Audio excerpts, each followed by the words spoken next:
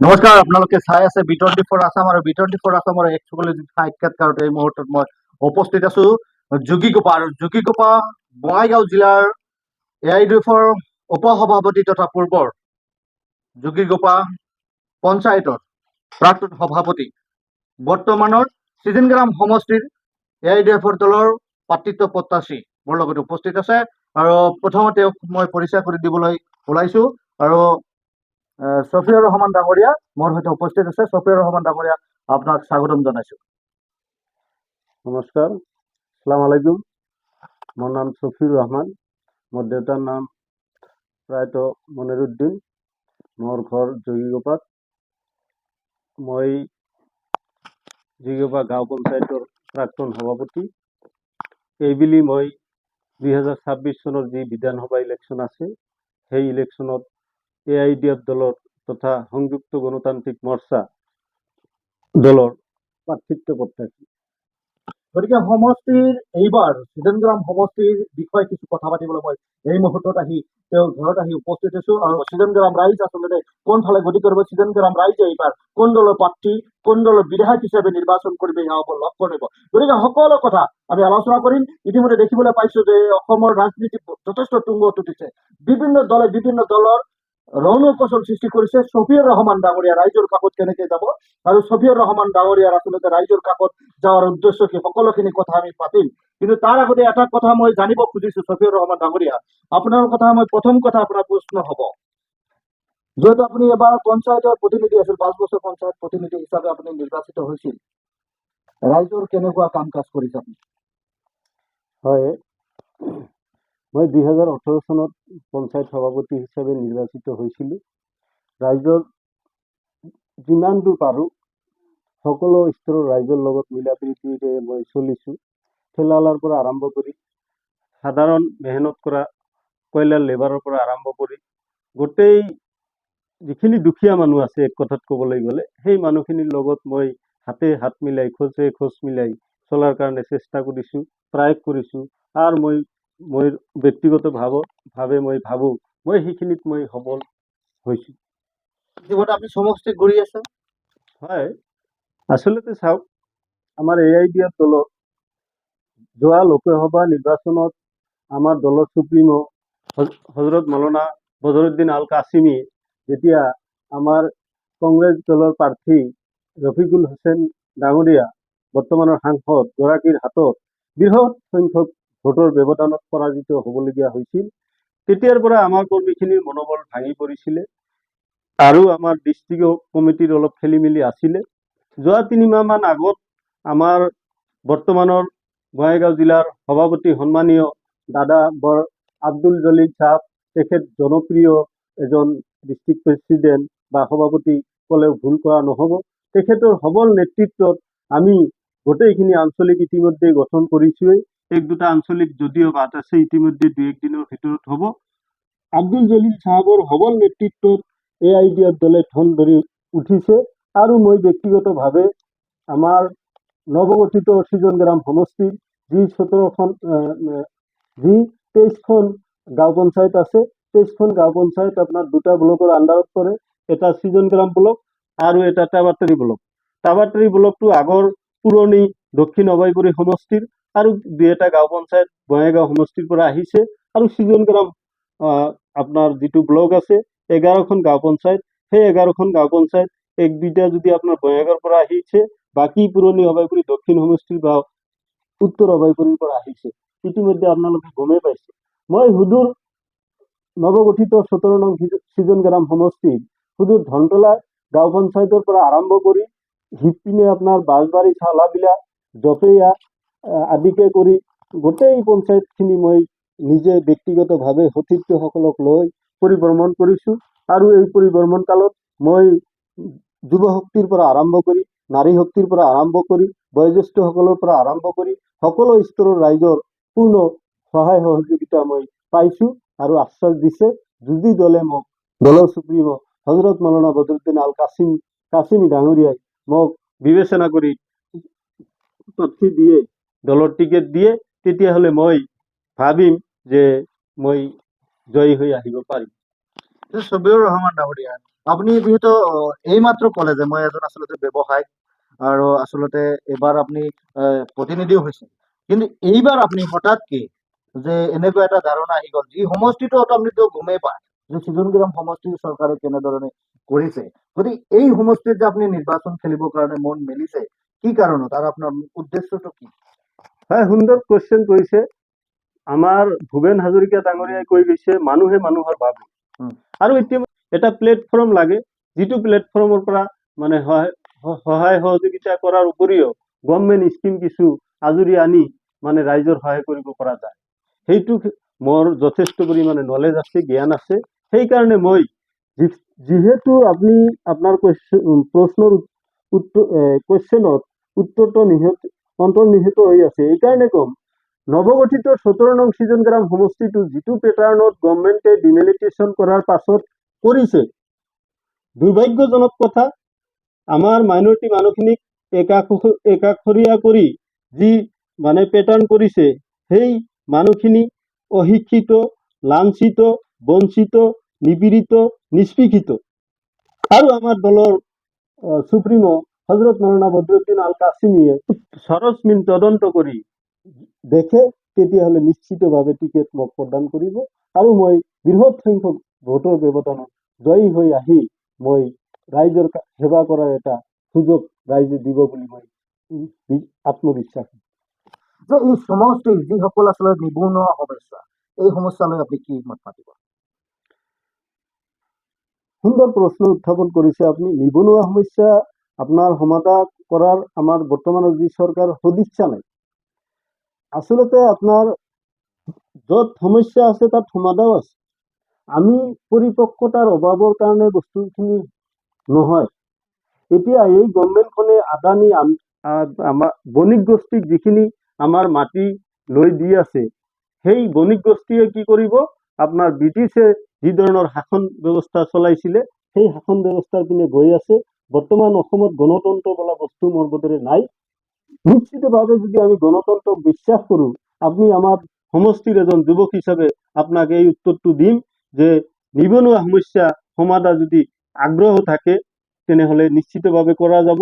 আপোনাৰ ছাগলী ফাৰ্মেই হওক, আপোনাৰ বিভিন্ন ধৰণৰ যদি আমাৰ উদ্যোগ, বিশেষ কৰি উন্নত মানৰ আপনাৰ কৃষি সঁজুলি যদি ইউজ কৰা যায়, ব্যবহাৰ কৰা যায়, তেতিয়াহ'লে এবিঘা মাটিতে আমাৰ কেৰেলা বা অন্যান্য ৰাজ্যত যেনে ধৰণৰ কৃষি পদ্ধতিৰ সঁজুলি ব্যৱহাৰ কৰা হয়, সেই পদ্ধতিসমূহ অৱলম্বন কৰিলে নিশ্চিতভাৱে নিবনুৱাৰ সমস্যা কিছু তাকৰ হ'ব বুলি মোৰ ধাৰণা। শফিউৰ ৰহমান, এইবাৰ যেহেতু সমষ্টিত 9 গৰাকী প্ৰাৰ্থী আপোনালোকে দলত এপ্লিকেশ্যন কৰিছে, গতিকে আপোনালোকৰ যি এপ্লিকেশ্যন কৰিছে 9 গৰাকী প্ৰাৰ্থী আৰু প্ৰাক্তন আমচুৰ সভাপতি পূৰ্বৰ কংগ্ৰেছত জইন কৰি 72 ঘণ্টাৰ পিছতে তেওঁ কংগ্ৰেছ ত্যাগ কৰি এইবাৰ আহি আকৌ এই দফত যোগদান কৰিলে। গতিকে যদি আপোনালোকৰ 9 জনৰ মাজত যদি আপোনালোকক টিকিট দিয়া নহয়, যদি ৰেজাবুল কৰিম ডাঙৰীয়াৰ যদি পক্ষে পৰে সমষ্টিত, আপোনালোকৰ কি হ'ব ভৱিষ্যত ৰাজনীতি? হয়, সুন্দৰ প্ৰশ্ন উত্থাপন কৰিছে। আমাৰ 9 গৰাকী প্ৰাৰ্থীৰ এটা আত্মবিশ্বাস আছে, এটা আত্মবিশ্বাস, চিৰসত্য বিশ্বাস আছে যে সমাজত এটা প্ৰবচন আছে, পৰিশ্ৰমেই উন্নতিৰ মূল। আমি 9 গৰাকী প্ৰাৰ্থী একেলগে হাতে হাত মিলাই, খোজে খোজ মিলাই পৰিশ্ৰম কৰি আছো। আমাৰ জিলা সভাপতি সন্মানীয় আব্দুল জলিল চাহাবৰ নেতৃত্বত আৰু আমাৰ সংগঠক বিশেষকৈ মই কম মাহমুদ আশ্ৰাফুল খন্দকাৰ ডাঙৰীয়া দিনে নিশা ৰাতি একাকাৰ কৰি তেখেতে হুদুৰ কলগাছিয়াৰ পৰা পূব মাজাইলগা, পশ্চিম মাজাইলগা, ধনতলা, যোগীগোপা, কাবাইতাৰী, চলন্তাপাৰা, মালেগড়, বৰ্জনাকে আদি কৰি যি 23খন পঞ্চায়ত আছে, গোটেই কেইখন পঞ্চায়তত শাৰীৰিক, মানসিক, আৰ্থিক পৰিশ্ৰম কৰি আমাৰ জিলা সমিতিক সহায় সহযোগ কৰি ভোটাৰ ৰাইজৰ যিখিনি মন জয় কৰিছে, মই নিশ্চিত ৰূপে এই ক্ষেত্ৰত কম, আমাৰ সংগঠক চাহাবে যি স্থিতি ল'ব, সেই স্থিতিৰ ওপৰতে আমি 9 জনৰ ভিতৰত যিকোনো এজনে প্ৰাৰ্থিত্ব পাম বুলি মই বিশ্বাসী। এইকাৰণে বিশ্বাসী, দলে এটা নিয়ম নীতি বান্ধি দিছিলে। আপোনাৰ ক্ষেত্ৰত কি হ'ব, আপুনি পাব না নাই? মই 100% আত্মবিশ্বাসী। মই যিখিনি পৰিশ্ৰম কৰিছো, ৰাইজৰ মুখে মুখে যিটো জোৱাৰ উঠিছে যে শফিউৰ ৰহমানে ঘৰে ঘৰে গৈ যি প্ৰচাৰ চলাই আছে, এখেতৰ নিচিনা যদি আৰু 3-4জন শফিউৰ ৰহমান হলেহেঁতেন, তেতিয়াহলে আৰু জয় জয়ময় হলহেঁতেন ইডিএফ। আপনি আপনার যদি দলে টিকিট দিয়ে বা এই সমষ্টি যদি আপনার পক্ষে করে আপনি উদ্ধার কৰিব পাৰিবনে? এই ক্ষেত্ৰত প্ৰশ্নটো কঠিন, জটিল, যেহেতু গণতন্ত্ৰ হয়। গণতন্ত্ৰত মই এই কোৱেশ্চনটো মই মানে ওপৰৱালা বা ভগৱানক মানে অৱজ্ঞা কৰি নকম। ভগৱান ওপৰৱালাক মই বিশ্বাস কৰোঁ। জনতাই জনাৰ্দন বুলি এটা কথা আছে গণতন্ত্ৰত। জনতাই জনাৰ্দন দিব, ভোটদান কৰিব। মই জনতাক বিশ্বাস কৰোঁ, জনতাৰ লগত মত বিনিময় কৰিছোঁ।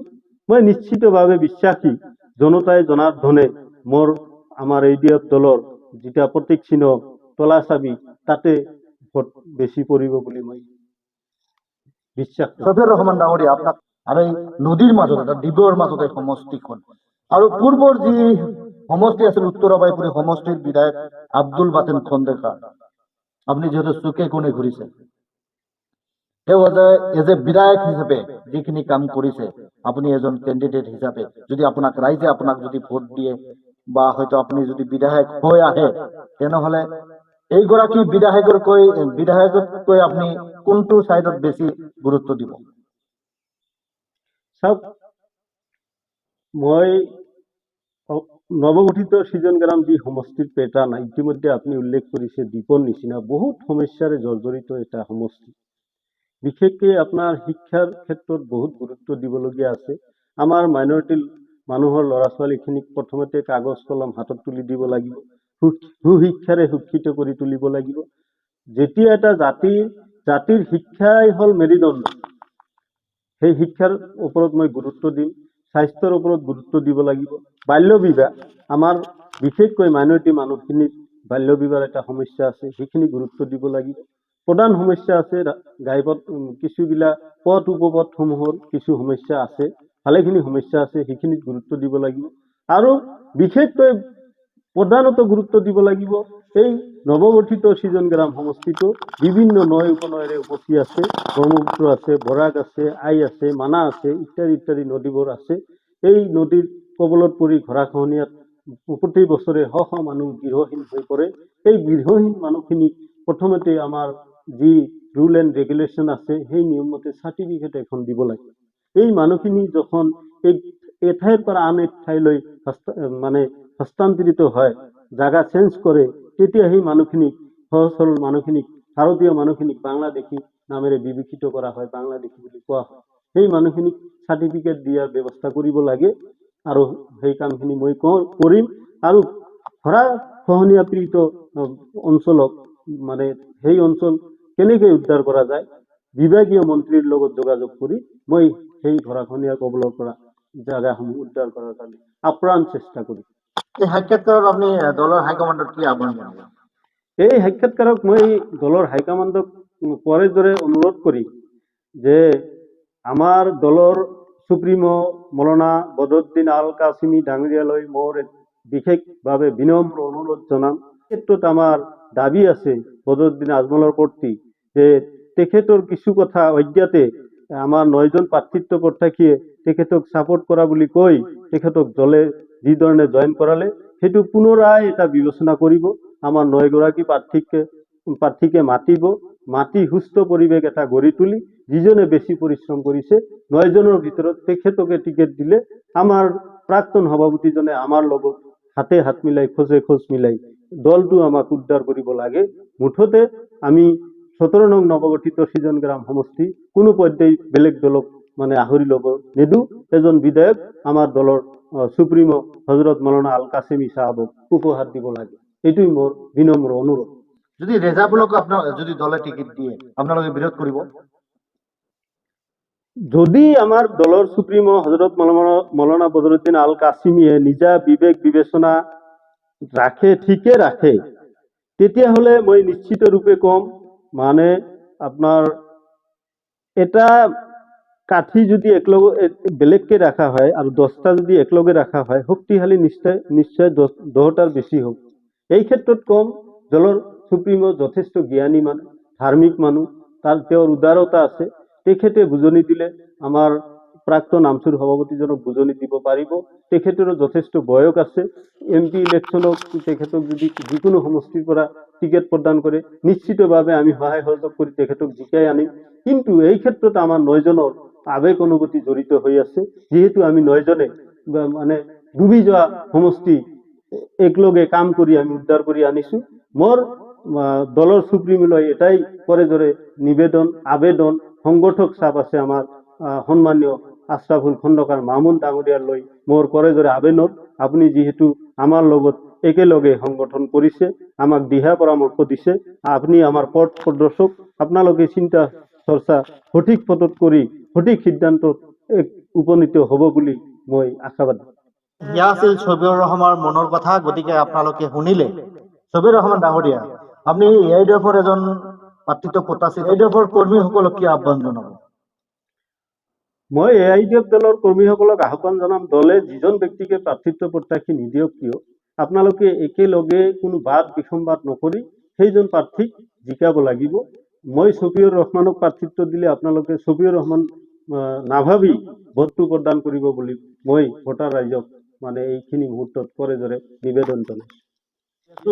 গতিকে AIDF-ৰ পূৰ্বৰ যি নিৰ্বাচনবিলাক হৈ গ'ল, কিন্তু এই সমষ্টিত চিজনগ্ৰাম সমষ্টি যিহেতু প্ৰথম নিৰ্বাচন হ'ব নৱগঠিত চিজনগ্ৰাম সমষ্টিত, আগত য'ত মই থিয় হৈ আছো এইটো আগত আছিল দক্ষিণ অভয়পুৰী সমষ্টি, আৰু চিজনগ্ৰাম সমষ্টি বহুত ডাঙৰ এটা সমষ্টি, হয়নে?